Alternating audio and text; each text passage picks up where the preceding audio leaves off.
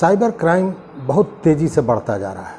रोज़ नए नए ढंग से लोगों के साथ ठगी का प्रयोग हो रहा है।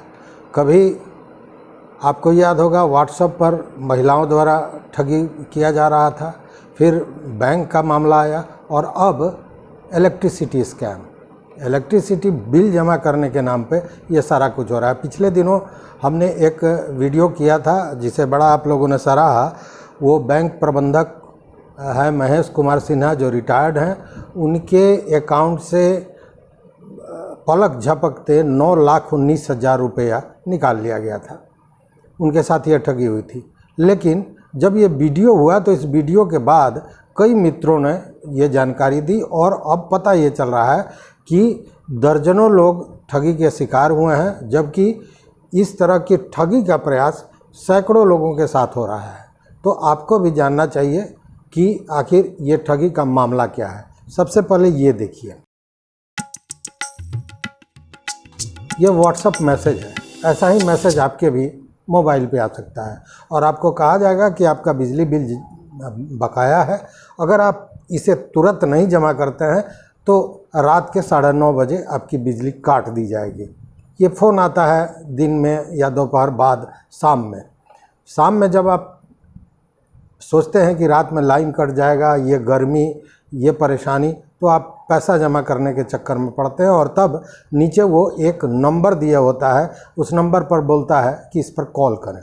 जब आप कॉल करते हैं तो आपको बातों में उलझाकर और ये पूरी तरह आपको कन्विंस कर दिया जाता है कि ये जो फ़ोन है ये बिजली डिपार्टमेंट द्वारा किया गया है। सारी बात आपको बताई जाती है और फिर आपको ठगी का शिकार बनाया जाता है। लेकिन ऐसा ही एक कॉल आया मुजफ्फरपुर के एक दवा कंपनी के deputy regional manager Manoj Kumar के पास, और मनोज कुमार ने थोड़ी सी एक होशियारी दिखाई और उससे वो ठगी के शिकार होते होते बचे। तो सबसे पहले हम जानते हैं कि मनोज कुमार के साथ क्या हुआ था। मनोज कुमार की जुबानी। क्या हुआ था आपके साथ? एक्चुअली एक धोखाधड़ी का प्रयास किया गया था। मुझे ऐसा प्रतीत क्या वो था ही। एक्चुअली मुझे कुछ दिन पहले अचानक एक मैसेज आता है मेरे मोबाइल पर कि आपका विद्युत का जो पैसा है वो बकाया है, कनेक्शन है, उसमें जो भी राशि थी वो दर्शाया गया था और उसमें कहा गया था कि अगर आप ये पैसा अगर आज नहीं जमा करते हैं तो 9:30 बजे आपकी विद्युत का कनेक्शन काट दिया जाएगा। तो जैसा मैं पूर्ववत करता रहा, मैं उसको पे कर दिया। मुझे लगा कि ऐसा क्यों 9:30 बजे का समय दिया गया है और विद्युत का कनेक्शन काट दिया जाए, तो मुझे कुछ अटपटा लगा। फिर भी मैं उत्सुकता बस जो पे करने के बाद मैं उस नंबर पर फ़ोन किया। कहाँ पे किए थे आप? हम जो ऐप के थ्रू जो मैं करता हूँ अपना विधिवत नॉर्थ बिहार नहीं हम अपना आई मोबाइल के थ्रू जैसे करता हूँ वैसे किया और हो भी गया।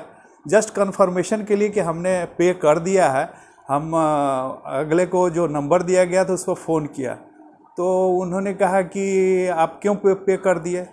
तो हमने कहा कि आपने मेरा बकाया था तो मैं पे कर दिया, इसमें कौन सी आश्चर्य की बात है, मैं तो हमेशा करता हूँ और ड्यू डेट के पहले किया हूँ, फिर भी रिमाइंडर आया तो मुझे समझ भी नहीं आया।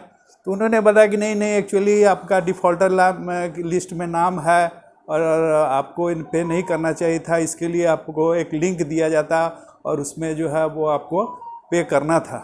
हमने कहा कि आप एक्चुअली आपका जो लिस्ट है उसमें तो आप नाम जो है वो मैंने सुधारने में देरी लगेगा, तो ऐसा करता है कि एक लिंक भेजते हैं, उस पर आप अपना किस ये के तहत आप पे किए हैं वो पूरा डिटेल आप उसमें डाल दीजिए। बातों से लगा कि मैं कहीं इसका ठगी का ना शिकार हो जाऊं, तो मैं उत्सुकता बस जो है वो वहाँ का जो निजी कार्यालय है विद्युत का वहाँ गया।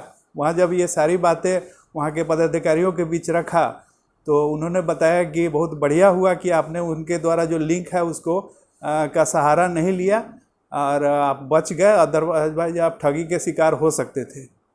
तो मैंने कहा कि भाई साहब ये हमारे साथ हो रहा है, बहुत सारे ऐसे बहुत सारे लोगों के साथ ऐसा होता होगा, इसकी जानकारी तो आपको होती होगी, फिर आप इसके लिए कार्रवाई क्यों नहीं करते। और सबसे बड़ी बात हमको यहाँ ये लगा कि उन्होंने जो नंबर दिया था बजाबते, उस नंबर को पर फ़ोन करने पर उन्होंने रिस्पांस लिया, उठाया, तो कहीं ना कहीं प्रशासन को भी इसकी जानकारी होगी। और उसके बावजूद भी ये लोग अब इस तरह की कार्रवाई कर रहे हैं, तो कहीं ना कहीं मुझे लगता है कि या तो विद्युत विभाग के द्वारा या प्रशासन के द्वारा उनको सहयोग दिया जा रहा है, और जिसके चलते वो आगे अपना जो आयोजन है, प्रयोजन है, उसमें भोली भाली जनता को फंसाते हैं और उसका लाभ उठाते हैं। तो मैं आपके चैनल के माध्यम से यही कहूँगा कि प्रशासन भी इस पर कार्रवाई करे, ताकि आम जनता, भोली भाली जनता जिसको वो अपना शिकार बनाते हैं, वो इससे बच सके। तो आपने देखा मनोज कुमार को भी अपने झांसे में लेकर ये जो साइबर ठग हैं ये चाह रहे थे कि उनको ठगी का शिकार बनाए, लेकिन मनोज कुमार ने मात्र इतनी ही होशियारी की कि उनके बताए रास्ते पर न जाकर पूर्व से जैसे जिस आधार पर वो जमा कर रहे थे, जिस तरीके से वो बिजली बिल जमा कर रहे थे, पहले उन्होंने बिजली बिल जमा कर दी और उसके बाद फिर उस नंबर पर रिंग किया।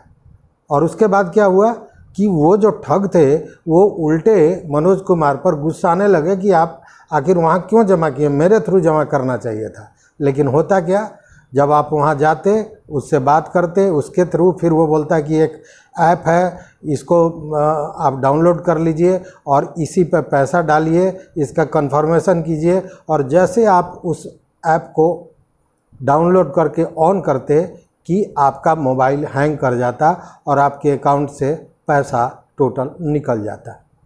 तो ये वीडियो बनाने का मकसद ये था कि आप भी इन साइबर जो ठग हैं इनसे बचें। लेकिन एक प्रश्न ज़रूर उठता है कि आखिर जब व्हाट्सएप पे बजाते जो ये मैसेज है, इस पर एक नंबर दिया गया है और जब आप उस नंबर पे बात करते हैं तो बाज़ाब्ता रिसीव किया जाता है और ऐसे बात की जाती है, तो फिर इतनी शिकायतों के बाद ये साइबर ठग पकड़े क्यों नहीं जाते हैं? ये एक बड़ा प्रश्न है, यक्ष प्रश्न है। दूसरी बात कि जैसा मनोज जी ने बताया कि उन्होंने बिजली विभाग को कहा कि आप इस मामले को लेकर आप लोग आगे क्यों नहीं बढ़ते हैं।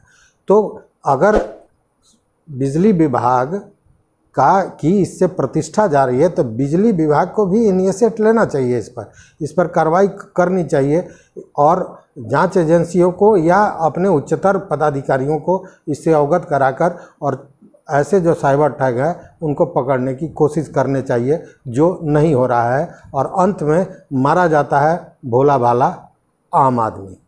तो देखते रहिए फाइनल पोस्ट और रहिए सावधान। बहुत बहुत धन्यवाद। नमस्कार।